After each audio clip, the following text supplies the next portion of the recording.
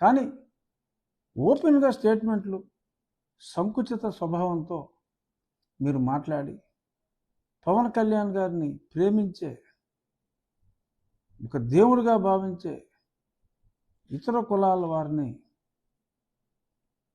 వారి మనోభావాల్ని దెబ్బతీయవద్దు అని నేను ఒక పవన్ కళ్యాణ్ గారి అభిమానిగా, నేను కాపు కాదు, నేను క్షత్రియుడిని, పవన్ కళ్యాణ్ గారి అభిమాని.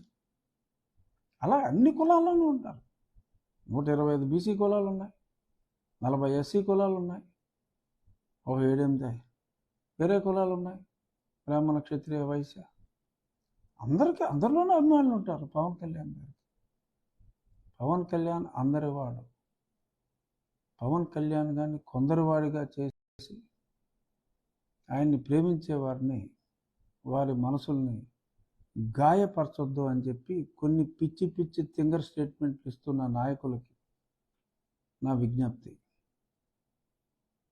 కళ్యాణ్ గారిని కులాలకు అతీతంగా ప్రేమిద్దాం, అంతే తప్ప సంకుచిత స్వభావంతో మీరు మాట్లాడి ఆ దిక్కుమాలిన సాక్షివాడి పేపర్లో ఫ్రంట్ పేజీల్లో వేయించుకుని సోషల్ మీడియాలో ట్వీట్లు ఎట్టేసి please grow above the cost.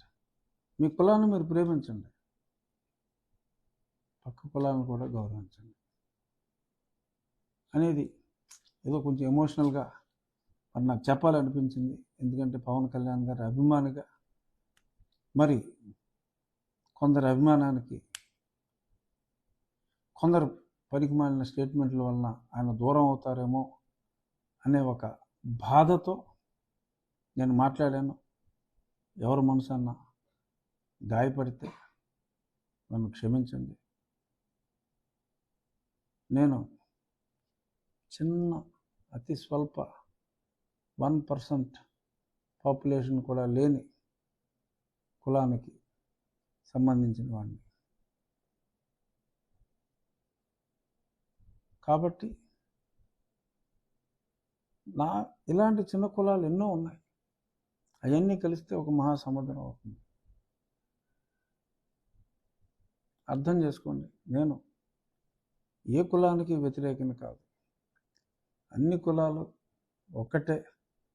అసలు కులమే లేని సమాజం, సరే నేను బ్రతుకుండగా చూడలేనేమో కానీ రాబోయే రోజుల్లో కులరహిత సమాజం, అసలు కులం పేరే లేని బర్త్ సర్టిఫికెట్లు, ఇవన్నీ ఎప్పుడు వస్తుందో ఆ రోజు రావాలని, కులాల తారతమ్యమే ఉండకూడదని కోరుకునేవాడిని. అయినా ప్రస్తుతం ఉన్న కుల వ్యవస్థలో పొరపాటున నేను సంఖ్యాబలంగా ఎక్కువగా ఉన్న ఏ కులం వారినైనా నేను నా మాటలు, అంటే బాధతో కూడిన నా మాటలు ఎవరి హృదయాన్నైనా గాయపరిస్తే దయచేసి నన్ను మన్నించండి.